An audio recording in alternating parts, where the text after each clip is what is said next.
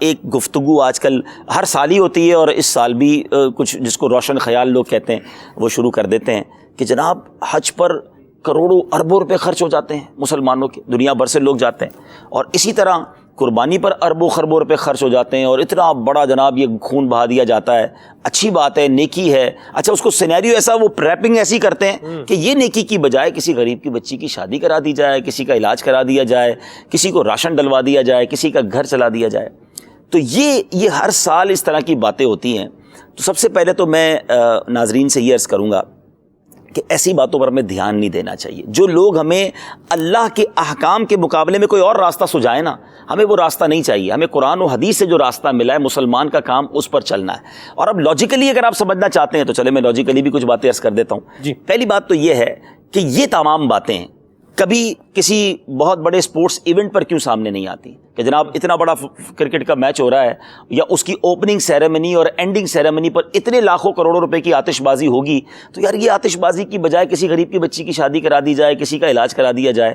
اسی طرح جناب آپ کے وطن میں کچھ ایسے ایام آتے ہیں، ٹھیک ہے وطن کے ایام منع نہیں، ہم بھی مناتے ہیں 14 اگست کو، لیکن اگر ان ایام میں گانے باجے ڈھول تماشوں کے نام پر کروڑوں روپے خرچ کرنے ہیں تو وہی کروڑوں روپے جناب آپ کسی غریبوں کی مدد میں لگا دیجیے۔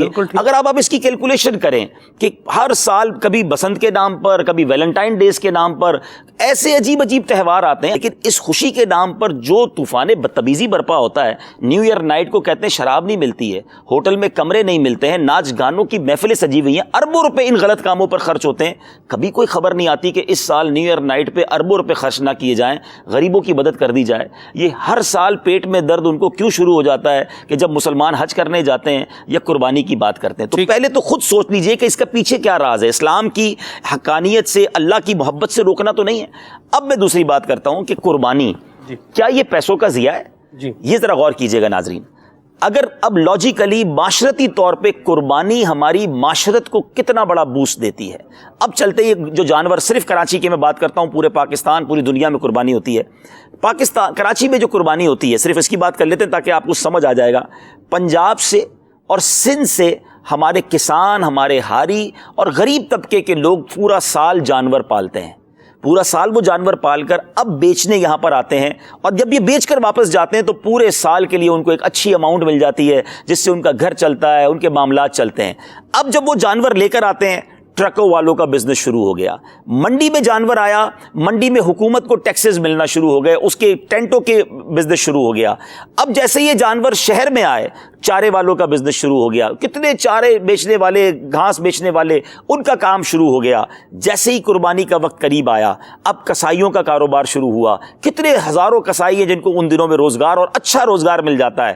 جیسے ہی گوشت کٹا، اب یہ گوشت مسلمانوں کے پیٹ میں ہی گیا نا، کب وہ چیلوں کو تو نہیں کھلا دیا گیا، لاکھوں کروڑوں لوگوں کے گھروں میں گوشت گیا۔ اب لوگوں نے اپنے غریب ملازمین کو گوشت بانٹا، اپنے غریب رشتہ داروں کو گوشت بانٹا، مسلمانوں کے پیٹ میں یہ گوشت گیا۔ انہیں کئی لوگ تو وہ ہیں جو سال میں ایک بار گوشت کھاتے ہیں، یہ بقرہ عید کی برکت سے ان کے گھروں میں گوشت گیا۔ اور آگے چلیے جناب، اب اس کے بعد آپ کے ریفریجریٹر کا کاروبار شروع ہو جاتا ہے۔ جتنے ریفریجریٹر بقرہ عید میں بکتے ہیں اتنے شاید اور دنوں میں نہ بکتے ہوں، کیونکہ لوگ گوشت سیکیور کرنے کے لیے اس کو خریدتے ہیں۔ یہ بھی تو ایک معاشرت کو بروسٹ ہے نا، اپنی ہماری معاشی ایکٹیویٹیز کو اکانومی کو کتنا بڑا بوسٹ مل گیا۔